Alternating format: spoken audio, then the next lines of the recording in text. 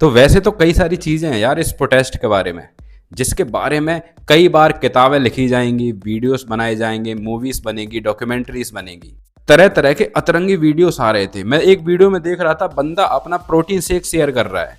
एक जगह देख रहा था कि भाई डंबल लगाए जा रहे हैं, कुश्ती चल रही है। एक वीडियो में तो लोग अपने टैलेंट को दिखा रहे थे। तो मैंने 3-4 चीज़ें नोटिस करी जिन्हें मैं आपके साथ जरूर शेयर करना चाहूँगा। इससे आपके थॉट्स को भी एक नया पर्सपेक्टिव मिलेगा। और ये सभी जो चीज़ें मैं बता रहा हूँ ना, डेफिनेटली आगे जाके आपको किसी ना किसी डॉक्यूमेंट्री में भी देखने को मिल जाएंगी। कोई ना कोई प्रोफेसर, कोई ना कोई पीएचडी स्टूडेंट इसके ऊपर रिसर्च करेगा और आगे जाके कहीं लिखेगा कि ये प्रोटेस्ट बाकी सभी प्रोटेस्ट से कैसे अलग था, कैसे इस प्रोटेस्ट ने इंडियन हिस्ट्री में अपना हिस्सा दर्ज करा लिया है और आगे जाके बच्चे, स्कॉलर्स इस प्रोटेस्ट को स्टडी करेंगे। तो सबसे पहले तो मुझे इस प्रोटेस्ट में अमीरी देखने को मिली। भाई यहाँ पे ऐसा लग रहा था जैसे पार्टी चल रही हो। आसपास के जो भी ऑफिसेस है ना, वह अपने खाने से बोर हो चुके थे। उन्हें अगर खाना नहीं मिल रहा है तो इस प्रोटेस्ट में जाके खाना खा रहे थे, क्योंकि इस प्रोटेस्ट में किसी भी चीज़ की कमी नहीं थी। ऐसा लग रहा था कि बुफे खुल गया हो। वहाँ पे आपको सबवे, बर्गर, स्टारबक्स की कॉफ़ी, नूडल्स, बिरयानी सब कुछ उपलब्ध था, क्योंकि इसमें जो फंडिंग आ रही थी वह देशवासियों की ही फंडिंग थी। दुनिया जहान से, पूरे देश भर से यहाँ पे लोग खाना ऑर्डर कर रहे थे, सैनिटरी पैड ऑर्डर कर रहे थे, वाटर बॉटल भेज रहे थे, और जो भी ज़रूरत की चीज़ें होती थी इस प्रोटेस्ट में उपलब्ध थी। एक बार को आपके घर में वो चीज़ नहीं मिलेगी, लेकिन इस प्रोटेस्ट में हर एक चीज़ अवेलेबल थी। वहाँ पे लोग हेलमेट बांट रहे थे, कोई फ्री में चप्पल बांट रहा है, कोई टी शर्ट बांट रहा है, और खाने की तो बिल्कुल भी कमी नहीं थी।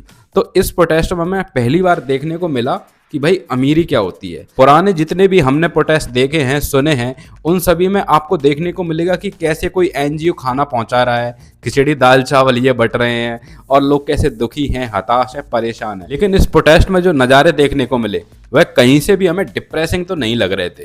डेफिनेटली जिन लोगों ने अपने बच्चों को खोया, जिन लोगों के पेपर लीक हुए, उन्हें दुख से गुजरना पड़ा। लेकिन मैं ओवरऑल अगर प्रोटेस्ट को अपनी नज़र से देखूं तो भाई प्रोटेस्ट एकदम चिल था, मजे कर रहे थे लोग। ऐसा लग रहा था पार्टी चल रही है कोई। एक टाइम हुआ करता था कि प्रोटेस्टर्स फंडिंग की डिमांड करते थे, लोगों से, एनजीओ से भीख मांगते थे, गिड़गिड़ाते थे कि हमारे प्रोटेस्ट को सपोर्ट करो, सपोर्ट करो। लेकिन भाई यहाँ पे कॉज ही इतना नोबल था। एजुकेशन के लिए लोग इतिहास में पहली बार इकट्ठा हुए थे। तो यहाँ पे लोगों ने भर भर के पैसा लौटाया, लोगों से जितना बन पड़ा उतने सब कुछ ऑर्डर करा, चीज़ें, स्टूडेंट्स को सपोर्ट करा। कोई 60-70 हज़ार के पिज़्ज़ा ऑर्डर कर रहा है तो कोई कुछ ऑर्डर कर रहा है। कुल मिला के इतनी रईसी, इतनी अमीरी आपको वर्ल्ड के किसी भी प्रोटेस्ट में देखने को नहीं मिलेगी। ये मैं आपको लिख के दे रहा हूँ। ये सबसे यूनिक चीज़ लगी मुझे इस प्रोटेस्ट में। और इसी से जुड़ा हुआ मेरा दूसरा पॉइंट है कि इस प्रोटेस्ट में आपको बिल्कुल भी दुख, डिप्रेशन, सैडनेस देखने को नहीं मिलेगी। डेफिनेटली जब लाठियां पड़ रही थी, जब पुलिस उन्हें भगा रही थी, बदतमीजी कर रही थी, बदसलूकी कर रही थी, लड़कियों के साथ बदतमीजी हो रही थी, तब लोगों को बुरा लग रहा था। लेकिन इससे किसी भी युवा को फर्क नहीं पड़ा। वहां पे आपको ये सब कुछ होने के बावजूद, लाठियां खाने के बावजूद, एनर्जी किसी की डाउन नहीं हुई और वहां का माहौल पार्टी में बदल गया। कोई भी मीडिया पर्सन किसी भी पर्सन से बात कर रहा हो तो उसमें आपको एक हाई एनर्जी देखने को मिलेगी। ऐसा नहीं लगेगा कि ये लोग परेशान हैं, पुलिस से परेशान है, प्रशासन से परेशान है। सब लोगों के अंदर इतनी एनर्जी मैंने पहली बार किसी वीडियो में इंडियन यूथ में देखी। ग्लोबली, इवन इंडियन हिस्ट्री में आप जब भी प्रोटेस्ट, भूख हड़ताल, हड़ताल का नाम सुनोगे आप सोच में पड़ जाओगे कितना बुरा लगता होगा, कितना डिप्रेसिंग होता होगा। लेकिन इस प्रोटेस्ट ने हड़ताल का एक नजरिया ही बदल दिया। इसमें प्रोटेस्टर्स ने यह बताया कि कोई भी हड़ताल जरूरी नहीं कि दुखदाई ही हो, वहां पे सबके चेहरे उतरे हुए ही हो। ये प्रोटेस्ट तो एक फेस्टिवल हो गया। वहां पे लोग नाच रहे हैं, कोई स्पाइडरमैन बन के आ रहा है, कोई बैटमैन बन के आ रहा है, कोई अपना टैलेंट दिखा रहा है, कोई अपनी कला से इस प्रोटेस्ट में योगदान दे रहा है, कोई वहां पे डांस कर रहा है, कोई मार्शल आर्ट कर रहा है, कोई वहां पे जोक सुना रहा है, कोई रील बना रहा है। मेरी इंस्टाग्राम फीड में इतनी फनी इस प्रोटेस्ट की रील आ रही थी, मुझे लग ही नहीं रहा था कि ये कोई प्रोटेस्ट चल रहा था। ऐसा लग रहा था कि कोई कार्निवाल चल रहा हो, कोई दिल्ली में फेस्टिवल चल रहा हो। जिसका जाने का मन नहीं भी कर रहा होगा ना, वह जाना चाहेगा इस प्रोटेस्ट में। जो इससे जुड़ना नहीं भी चाहता होगा ना, उसे भी लगेगा कि यार कहीं मैं मिस ना कर दूं ये अपॉर्चुनिटी।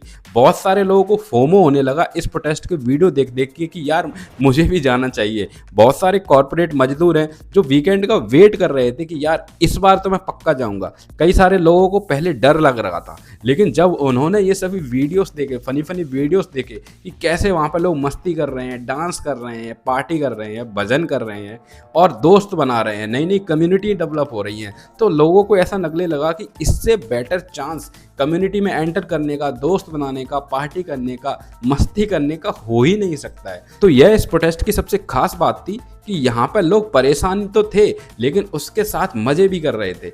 वह दुखी तो थे लेकिन उसके साथ एक दूसरे में एनर्जी भी भर रहे थे, एक दूसरे का साथ दे रहे थे, एंजॉय कर रहे थे, एनर्जी को डाउन नहीं होने दे रहे थे। तो इस चीज़ पर आगे जाके बड़े बड़े लोग रिसर्च करेंगे कि जरूरी नहीं है कि कोई भी प्रोटेस्ट बहुत ज़्यादा डिप्रेसिंग हो। लोग सीखेंगे कि ऐसे प्रोटेस्ट करना चाहिए जहाँ पर सब लोग हंसी खुशी से एंजॉय करते हुए सरकार तक अपनी बात पहुँचाएं और सरकार को घुटने पर भी ले आएं। तीसरी चीज जो मैंने इस प्रोटेस्ट में नोटिस करी वो है इंटरनेट का यूज। वैसे तो बीजेपी गवर्नमेंट ने, हमारी सरकार ने वहां के सभी लोकल साइट्स पे 2-4 किलोमीटर की रेंज में इंटरनेट को शट डाउन कर दिया था, लेकिन हुआ क्या? कुछ भी नहीं हुआ। मुझे तो लगता है कोई भी फर्क नहीं पड़ा। इंटरनेट के बैन करने के बावजूद भी पूरा इंस्टाग्राम, पूरा ट्विटर, पूरा इंटरनेट, पूरा यूट्यूब भर गया है इस प्रोटेस्ट के वीडियोस से। तभी तो यह प्रोटेस्ट दिल्ली से निकल के पूरे भारत में फैल गया। पूरे भारत के लोगों ने विटनेस किया है सोशल मीडिया पे इस प्रोटेस्ट को। पहले एक जमाने में हम केवल न्यूज़ मीडिया और मेन स्ट्रीम मीडिया पर ही डिपेंड होते थे कि वह क्या खबर लेके आएगी, वह क्या बता रही है, और जो भी मीडिया बताती थी वह उसी को हम सच मान लेते थे, उसी नरेटिव पे हम बिलीव कर लेते थे। लेकिन दुनिया का यह पहला प्रोटेस्ट होगा जिसकी पूरी media coverage, news coverage social media पे हो रही है, इंटरनेट पे फ्री जर्नलिज्म हो रहा है। एक एक मिनट की खबर आपको इंस्टाग्राम पे मिल रही थी कि सुबह क्या हो रहा है, जंतर मंतर पर पहुंचना कैसे है, मेट्रो के कौन कौन से रास्ते बंद हैं, कौन सा ऐप यूज करना है जिससे आप अपने मित्रों से कनेक्टेड रहें, खाना आ रहा है कि नहीं, मेडिकल किट्स किसी को ऑर्डर करनी है कि नहीं, वो इंस्टाग्राम पर मैसेज कर दे। हर चीज़ इंस्टाग्राम के थ्रू, ट्विटर के थ्रू एक्टिवली चल रही थी इस प्रोटेस्ट में। ऐसा लग ही नहीं रहा था कि इंटरनेट बैन है। अगर किसी को भी इस प्रोटेस्ट के बारे में न्यूज़ जाननी थी, वह अपना इंस्टाग्राम खोल लेता था बस, और 8-10 रील में ही उसे पूरे दिन की डिटेल मिल जाती थी कि उस प्रोटेस्ट पे ऑन ग्राउंड क्या चल रहा है, किसने क्या बयान दिया, सरकार का क्या स्टांस है, और वहाँ पे जो भी लाइव कवरेज है पूरा इंस्टाग्राम पे मिल जाता था। पहली बार हो रहा है कि आपको टीवी देखने की बिल्कुल भी ज़रूरत नहीं है, किसी भी न्यूज़ मीडिया को फॉलो करने की बिल्कुल भी ज़रूरत नहीं है। पूरा का पूरा प्रोटेस्ट की live streaming, live updates, live videos internet पे, सोशल मीडिया पे फ्रीली अवेलेबल थी। और इसी सोशल मीडिया पे इंडिया में पहली बार हमने इंडिपेंडेंट जर्नलिज्म को विटनेस करा। कई सारे यूट्यूबर्स, इन्फ्लुएंसर जो न्यूज़ कवर करते हैं, जिनके पास कोई भी जर्नलिज्म की डिग्री भी नहीं है, लेकिन उन्होंने मीडिया, जो मेन स्ट्रीम मीडिया है, उनसे ज़्यादा बढ़ चढ़ के योगदान दिया। पूरा लाइव कवरेज दिया, हमें एक एक खबर ऑनेस्टली विदाउट एनी फिल्टर हमें दिखाई और हमें अपडेट करते रहे। इस प्रोटेस्ट के बाद इतना तो समझ आ गया है कि मीडिया के लिए, जर्नलिज्म के लिए ज़रूरी नहीं कि आपके पास कोई डिग्री हो, आपके पास हौसला होना चाहिए, ऑनेस्टी होनी चाहिए आपकी ऑडियंस के लिए, इस देश के लिए। तो जब मैंने देखा कि कई सारे इंडिपेंडेंट जर्नलिस्ट इस प्रोटेस्ट को कवर कर रहे हैं, वो भी बिना डरे, बिना पुलिस की लाठियों से घबराए, आज देश उन्हें सलाम करता है, उन्हें प्रेज भी करता है। डर से याद आया, चौथी चीज जो मैंने इस प्रोटेस्ट में नोटिस करी वो है कि इस यूथ में, इस जेन जी में डर नाम की चीज एग्जिस्ट ही नहीं करती है। जब तक ये प्रोटेस्ट नहीं हुआ था तो बहुत सारे लोग इस यूथ पे, जेन जी पे सवाल उठाते थे कि ये जनरेशन तो पूरे दिन फोन चलाती रहती है, रील बनाती रहती है, ये जनरेशन तो बिल्कुल भी सीरियस नहीं है। लेकिन इस जनरेशन ने उन सभी अंकल्स को, उन सभी बूमर्स को गलत साबित कर दिया इस प्रोटेस्ट में शामिल होके। इस प्रोटेस्ट की जो भीड़ थी उसमें मोस्टली यूथ, जेन जी सी दिख रहे थे। 60-70% वहाँ पे जेन जी सी थे। बहुत सारे स्कूल के बच्चे थे, कॉलेज के बच्चे थे, जिनके चेहरे पे शिकस्त भी नहीं थी, जिनके चेहरे पे डर का नामो निशान नहीं था। मोदी गवर्नमेंट को लगा कि वह सोनम वांगचुक को हटा देंगे आर्मी को ले जाके, पुलिस को यूज करके, तो जनता डर जाएगी। मोदी गवर्नमेंट को लगा कि अगर वह इस जनता पे लाठियां यूज करेंगे, उनके ऊपर बर्बरता दिखाएंगे, उनके सर खोल देंगे, उनके हाथ पैर तोड़ देंगे, तो यह यूथ डर जाएगी। लेकिन इसका उल्टा ही हुआ, यूथ के ऊपर से डर बिल्कुल खत्म हो गया। हमने पहली बार देखा कि यूथ आंखों से आंखें मिला के पुलिस को टक्कर दे रही थी, आर्मी वालों को कन्फ्रंट कर रही थी। पुलिस भी घर जाके सोच रही होगी कि हमने किससे पंगा ले लिया है।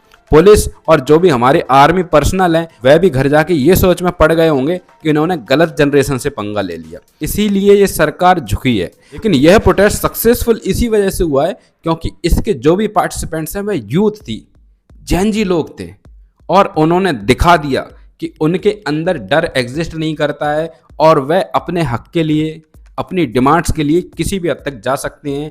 कोई भी पुलिस की लाठी, कोई भी पुलिस का जोर उन्हें रोक नहीं सकता है। जब मैंने ये सभी वीडियो देखे जहाँ पे पुलिस इन सभी लोगों के साथ बदसलूकी कर रही है, बदतमीजी कर रही है ना, मार पीट रही है, इन्हें एनिमल्स की तरह ट्रीट कर रही है, तो मुझे लगा कि यार अब तो इस प्रोटेस्ट का सर्वाइवल थोड़ा डिफिकल्ट है।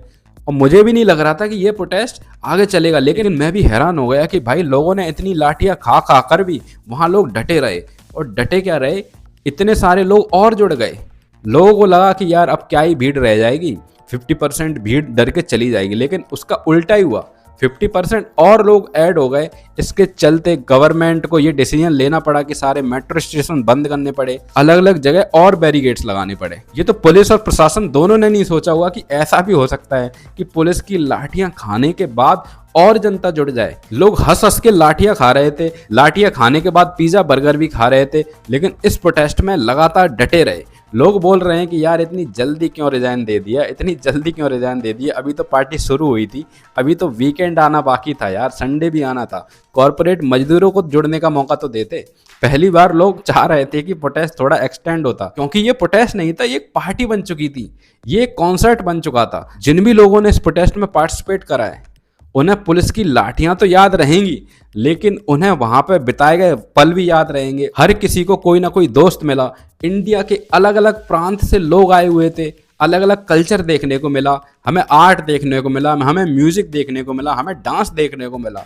और ये सभी मेमोरीज इस प्रोटेस्ट की खूबसूरत मेमोरीज में से एक है। ऐसे ये प्रोटेस्ट दुनिया भर के लिए एक मिसाल बन गया है कि एक प्रोटेस्ट इतना पीसफुल हो सकता है, इतना कलरफुल हो सकता है, इतना जॉयफुल हो सकता है। इस प्रोटेस्ट ने इंडिया के सभी लोगों की फेथ जेनजी जनरेशन पर जगा दी है और लोगों को भरोसा हो चुका है कि यह देश गलत हाथों में तो बिल्कुल भी नहीं है। इस देश का जो भविष्य है वह बिल्कुल सही हाथों में है। और डेफिनेटली ये जो जेनजी जनरेशन है अपने डिसीजंस लेना जानती है, उन्हें सही और गलत में फ़र्क करना पता है। तो चलो इसी के साथ इस वीडियो को मैं कंप्लीट करता हूँ, वरना मैं इस प्रोटेस्ट के बारे में ऑन एंड ऑन बोलता रहूँगा और आप पक जाएंगे मेरी बातें सुन सुन के। क्योंकि मैंने इस प्रोटेस्ट को ऐसे रिलीजियसली फॉलो करा है ना कि ये मेरे डीएनए का पार्ट बन चुका था कुछ दिनों के लिए।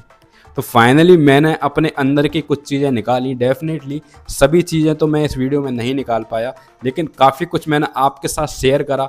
आपको क्या लगता है, क्या क्या यूनिक चीज़ें रही इस प्रोटेस्ट में जो कि हम सभी लोगों को अप्रिशिएट करनी चाहिए, जिसके बारे में हमें बात करना चाहिए? आपने कोई यूनिक अतरंगी रील देखी हो तो उसके बारे में कमेंट में ज़रूर डिस्कस करना। आपको क्या लगता है इस प्रोटेस्ट के बारे में, सीजेपी पार्टी के बारे में, स्टूडेंट्स को आगे क्या करना चाहिए, क्या कुछ होने वाला है? हम सभी कमेंट में बात करते हैं। बाकी अगर आपको ये वीडियो पसंद आया है तो please subscribe to my channel यार। 1000 सब्सक्राइबर नहीं हो पा रहे हैं इतने दिनों से, बोल बोल के थक गया हूँ।